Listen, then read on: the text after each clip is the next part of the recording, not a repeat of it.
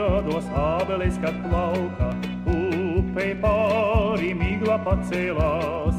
Tāda kaķuša nākdama no lauka, klusā krasta kraujā apstājās. Tāda kaķuša nākdama no lauka, klusā krasta kraujā apstājās.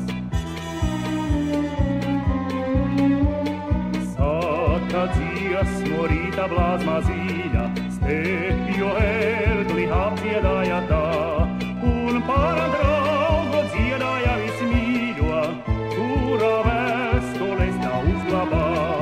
Un par draugu dziedāja vismīļo, kura vēstules tā uzglabā. Neaizmirst, vai meiteni, kas savu, neaizmirst, vai dienas bijošās, glabā sirdī dzimtā zemes slavu, gan kaķuša mīlu saglabās.